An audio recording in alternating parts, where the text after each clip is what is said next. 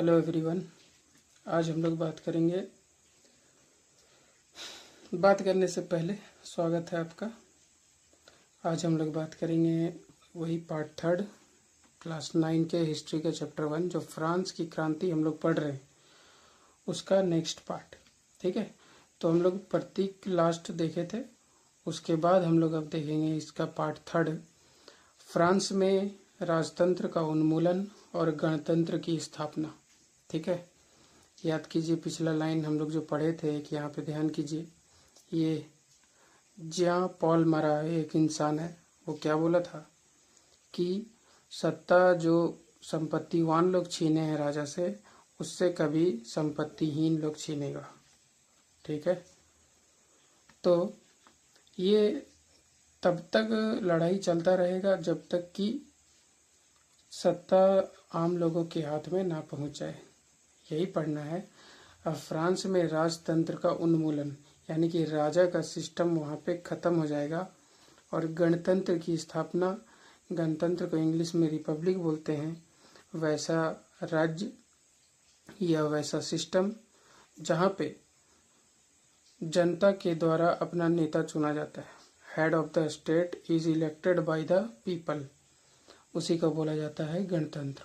ठीक है, तो इसी को हम लोग को यहाँ पे पढ़ना है। ठीक, देखते हैं क्या हुआ था। तो हुआ ये कि फ्रांस में आने वाला समय और भी टेंशन का रहा। लुई 16 तो साइन कर दिया था कि हाँ नया संविधान बनेगा, लेकिन यहाँ प्रॉब्लम क्या था, वो परसा के राजा से, परसा आप लोग जानते हैं किसको बोला जाता है, परसा जो है वो जर्मनी को बोला जाता है। आज जो जर्मनी है उसका पुराना नाम था परसा। ठीक है, जर्मनी का पुराना नाम परसा था। परसा में भी निरंकुश राजतंत्र था। वहाँ पे ये जो लुई 16 था वो परसा के राजा से बातचीत कर रहा था। क्या गुप्त बात कर रहा था? क्यों? क्योंकि जो राजा का अधिकार छीना जा रहा था वो किसी को तो अच्छा लगेगा नहीं, इसीलिए कि क्या किसी भी राजा को ये पसंद आएगा कि उसका अधिकार छीना जाए? नहीं पसंद आएगा। इसीलिए ये लोग चिंतित था। ठीक, और पड़ोसी देश भी चिंतित था। जब एक देश में आंदोलन होगा, जब एक देश में अधिकारों का मांग होगा, तो वो विचार अगल बगल के देशों में भी फैलेगा। ठीक है, अगल बगल के देशों में विचार फैलेगा तो अगल बगल के राष्ट्रों को भी डर रहेगा। इसीलिए अब जब जर्मनी से बात हुआ यानी कि परसा से, तो वहाँ पे सेना भेजने की योजना वो लोग बना लिया कि ठीक है सेना भेजा जाएगा। लेकिन उससे पहले ही फ्रांस में अप्रैल 1792, अप्रैल 1792 में क्या होता है, वही नेशनल असेंबली वो एक कानून पास करता है, प्रस्ताव पारित करता है, और परसा और ऑस्ट्रिया, देखिए फिर से ऑस्ट्रिया है, ऑस्ट्रेलिया नहीं है, परसा से यानी कि जर्मनी से और ऑस्ट्रिया के विरुद्ध युद्ध का घोषणा कर देता है। ये कौन कर रहा है? ये कर रहा है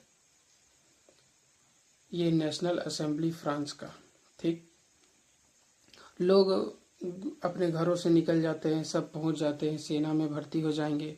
और ये किसके विरुद्ध युद्ध है? तो ये जो युद्ध है वह है यूरोपीय राजा और कुलीनों के विरुद्ध जनता का जंग। यही इसको घोषित किया गया था कि जनता अब जंग लड़ रहा है किससे? तो यूरोपीय राजाओं और कुलीनों से। सब लोग देशभक्ति का नारा लगा रहा था। देशभक्ति को व्यक्त करने के लिए एक इंसान था रॉजेट दी लाइल, उसके द्वारा एक मार्सिले गीत लिखा गया था। मार्सिले नाम पड़ा वो अलग कहानी है जो आगे दिया हुआ है, लेकिन उस गीत का नाम मार्सिले रखा गया। क्यों? क्योंकि मार्सिलेस एक जगह है, वहाँ से सारे क्रांतिकारी लोग वो पहुँचे। सब कहाँ पहुँच रहे थे, मतलब किधर की ओर निकले थे? पेरिस की ओर। और इसीलिए ये जो मार्सिले गाते हुए गए, और ये अभी फ्रांस का राष्ट्रीय गान भी है। ठीक है, तो सब लोग कहाँ जा रहे हैं? वही युद्ध करने। ठीक, अब देखिए फ्रांस पूरा प्रॉब्लम में अभी तक चल ही रहा है। फ्रांस प्रॉब्लम में चल रहा है, इधर फिर से युद्ध की घोषणा हो जाती है। तो आर्थिक कठिनाई तो सबको झेलना पड़ेगा। सब लोग परेशान हैं पैसे के मामले में, और पुरुष लोग चले गए लड़ने के लिए। अब बताइए घर में कौन बचेगा? तो घर में महिलाएं रह जाती है, जिसका जिम्मेदारी आ जाता है घर चलाने का। ठीक है, अब जिम्मेदारी कौन निभाएगा घर चलाने का? महिलाएं चलाएगी। क्यों? क्योंकि पुरुष जो है वो चले गए हैं कहाँ? लड़ाई के मोर्चे पर। ठीक, ये भी अब दोहरा बोझ किस पे? महिलाओं पे।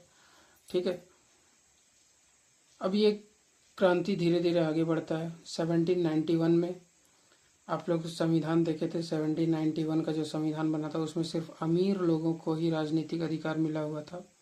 ठीक, अब आम लोगों को कैसे अधिकार मिले, इसके लिए बहुत सारे ग्रुप बने थे, जिसमें से एक ग्रुप का नाम जैकोबियन क्लब था। क्या नाम था? Jacobin club. क्लब वही ग्रुप ही है, ये जैकोबियन क्लब। ठीक है, जैकोबियन क्लब क्या था? एक ग्रुप था जिसमें आम लोग थे, और ये काफ़ी सक्रिय था अपने अधिकारों को मांगने के लिए।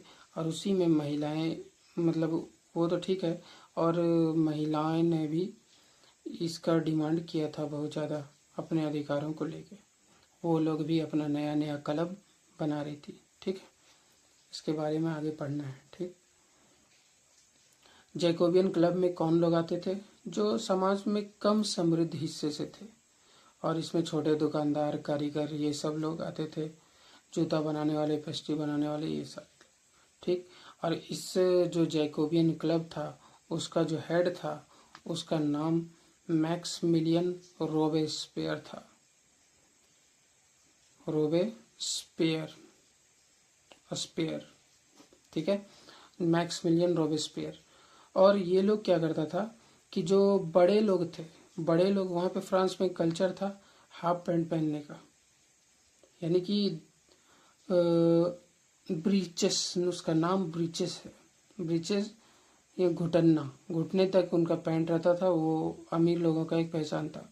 ये लोग क्या किए, ये लोग धारीदार लंबा पैंट पहनने लगे ऐसा, और ये लोग खुद को अलग दिखाना चाहते थे कि हम वो लोग से अलग हैं, फैशन प्रस्त लोगों से अलग हैं, हम अलग हैं। ये खुद को अलग दिखाने का कोशिश कर रहे थे। ठीक है, एक वर्ड है कॉन्वेंट, धार्मिक जीवन को समर्पित समूह की इमारत।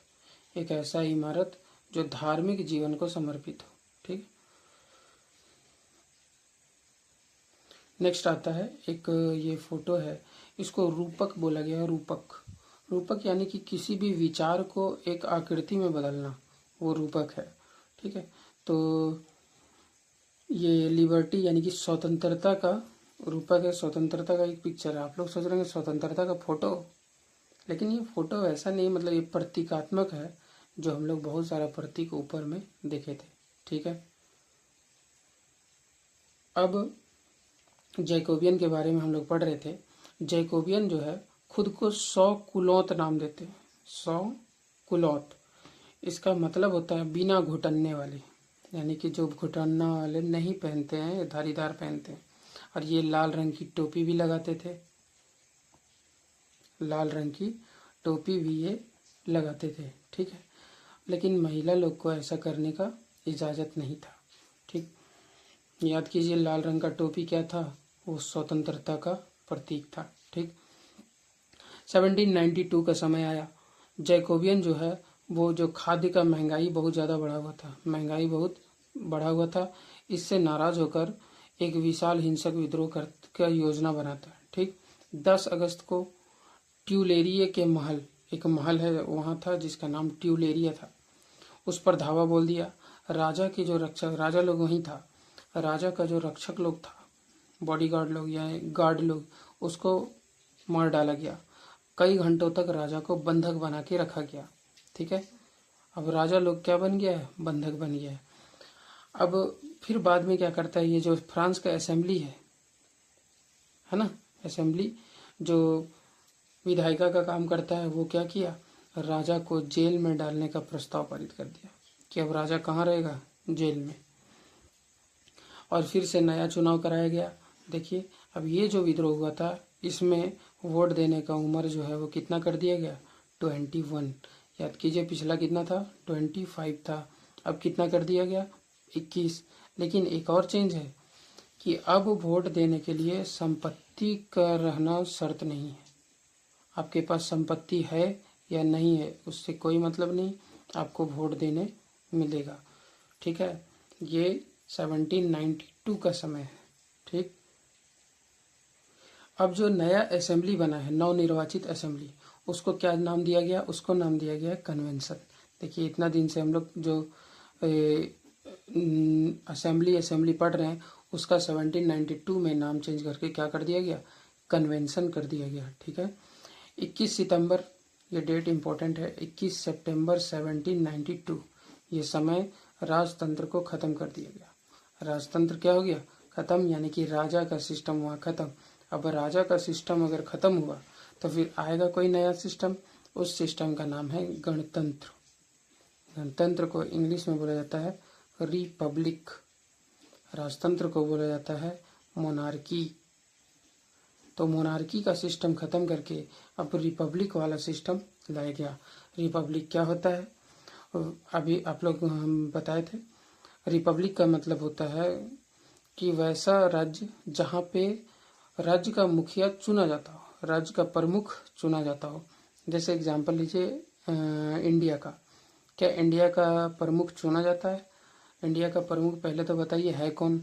इंडिया का प्रमुख जो है वो है राष्ट्रपति।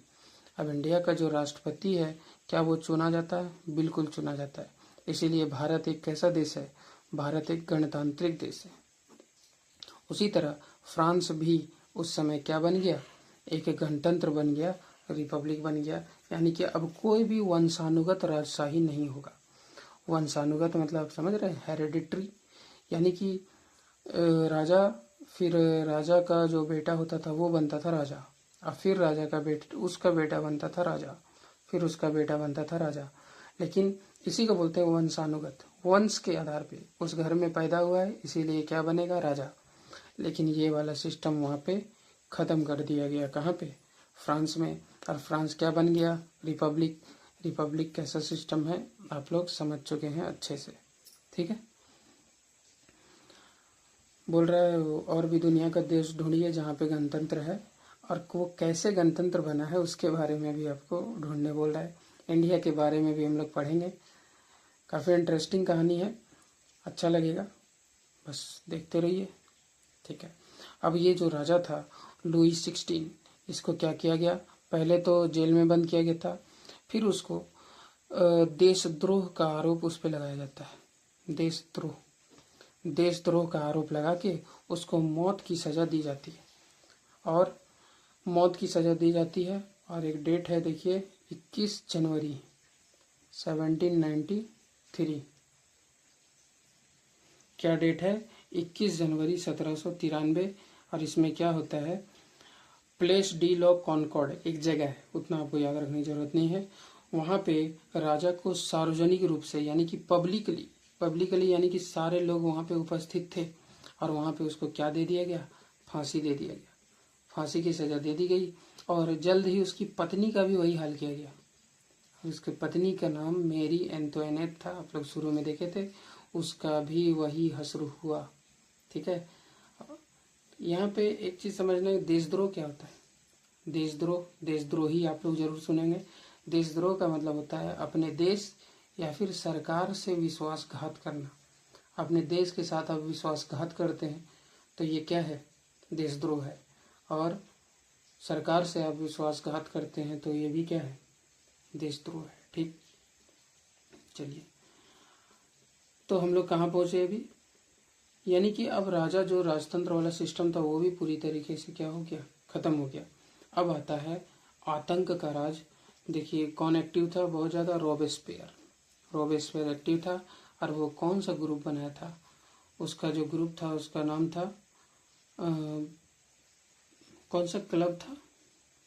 क्लब का नाम जैकोबियन। ठीक है, जैकोबियन क्लब। ठीक, अब ये आतंक का राज आता है। 1793-94 का जो समय है, 1793 और 1794, ठीक है, ये जो समय है वो है आतंक के राज का समय। आतंक के राज का ये समय है, ठीक है। इसका क्या मतलब है, आतंक का राज क्यों चल रहा है? आतंक का राज जो चला वो 1793-94 से चला। तो ये क्या है आतंक का राज? देखिए, ये जो समय है यहाँ पे नियंत्रण बहुत ज़्यादा था लोगों पे। अब नया लोग सरकार में आ गया है और ये जो सरकार बनाया है वो नियंत्रण एवं दंड की सख्त नीति अपनाता है। इसका क्या मतलब है कि जो रॉबेस्पियर था वही अपना सिस्टम लेके आया है। रॉबेस्पियर उसका हेड है। अब ये क्या कर रहा है, ऐसा देश बना रहा है जहाँ पे नियंत्रण और दंड की सख्त नीति होगा। इन लोगों को बहुत ही ज़्यादा कंट्रोल किया जाएगा और दंड भी दिया जाएगा अगर वो गलती करते हैं तो, ठीक है। बोल रहा है उसके हिसाब से जो भी गणतंत्र का शत्रु है, जैसे कुलीन और पादरी, याद कीजिए, और अन्य राजनीतिक दल जो उससे असहमति रखता है, किससे, ये जो सिस्टम है इससे, तो उसको गिरफ्तार करके जेल में डाला जाएगा, उस पर मुकदमा चलाया जाएगा और जो दोषी पाया गया उसको उस पर उसका गिलोटिन किया जाएगा। अब ये गिलोटिन क्या है, एक इंसान था डॉक्टर गिलोटिन। ये डॉक्टर गिलोटिन क्या किया, एक मशीन बनाया जिसमें आदमी का सर धड़ से अलग किया जाता था, ठीक है। ये कौन है, गिलोटिन, एक मशीन था गिलोटिन। अब जो यहाँ पे दोषी पाया गया उसका गिलोटिन किया जाता था, यानी कि सर को काट के एकदम अलग कर दिया जाता था। ऐसा खतरनाक वहाँ पे क्या मिलता था, सजा मिलता था। अब देखिए, सारा चीज़ कंट्रोल करने का कोशिश कौन कर रहा है, राज्य। कैसे, रॉबेस्पियर का जो कानून चल रहा था उसमें मजदूरी कितना मिलेगा लोगों को, कीमत अधिकतम, सब चीज़ का कीमत क्या होगा वो भी तय कर दिया गया। गोश्त, पावरोटी, ये सब का राशनिंग कर दिया गया। राशनिंग मतलब कितना उत्पादन होगा, कितना लोगों में बटेगा, ये सारा चीज़ कंट्रोल किया जा रहा है। सरकार हर चीज़ का दाम डिसाइड कर रही है। बताइए क्या आपको अच्छा लगेगा ये सब? इतना ज़्यादा कंट्रोल, नियंत्रण की नीति बहुत ज़्यादा, और गलती की है तो मिलेगा दंड। अब ये वाला प्रॉब्लम कहाँ पे चल रहा है, ये चल रहा था फ्रांस में 1793-94। आतंक यानी कि डर का माहौल है। बोलचाल में देखिए, बोलचाल में भी लोगों का चेंज लाने की कोशिश हो रहा है। हाँ, बराबरी लाने की कोशिश है। बोलचाल संबोधन में भी बराबरी का आचार व्यवहार लागू करने की कोशिश किया गया। जो पहले महाशय और महोदय बोला जाता था वहाँ के लैंग्वेज में मॉन्स्यूर और मदाम, उसको चेंज कर दिया गया और अब क्या बोला जाने लगा, नागरिक और नागरिका, सितोयन और सितोयिन, ठीक है। और जो चर्च था, चर्च को बंद कर दिया गया और जो बहुत सारे भवन वगैरह थे उनको सब चीज़ क्या कर दिया गया, ऑफिस बना दिया गया, दफ्तर बना दिया गया।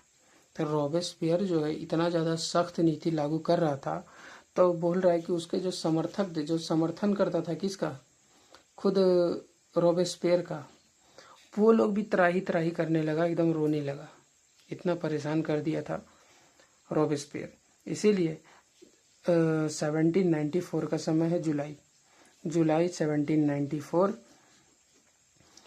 न्यायालय उसी को दोषी ठहरा देता है, किसको, रॉबेस्पियर को, और अगले ही दिन रॉबेस्पियर का गिलोटिन कर देता है। और गिलोटिन याद है ना, सर धड़ से अलग कर देता है, ठीक। ये उसी का प्रतीकात्मक फोटो दिया हुआ है, ठीक है। नेक्स्ट आता है डायरेक्टरी शासित फ्रांस। अब ये क्या है, 3.2 में टॉपिक नंबर डायरेक्टरी शासित फ्रांस।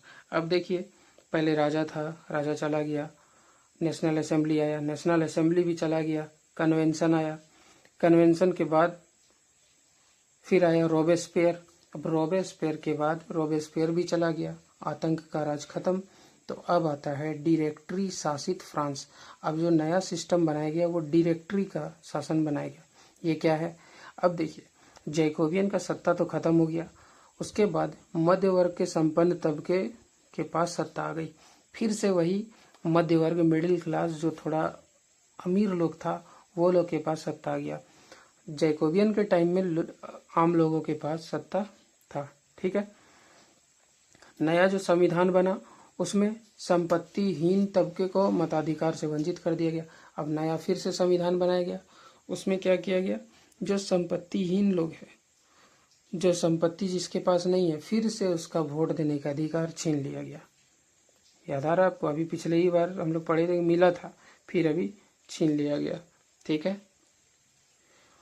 और 2 चुनी गई विधान परिषद, अब विधान परिषद बनाया गया 5 सदस्य वाला, ध्यान रखना है, 5 सदस्य वाला डायरेक्टरी बनाया गया। इस डायरेक्टरी में कितने सदस्य होते थे? 5 सदस्य होते थे।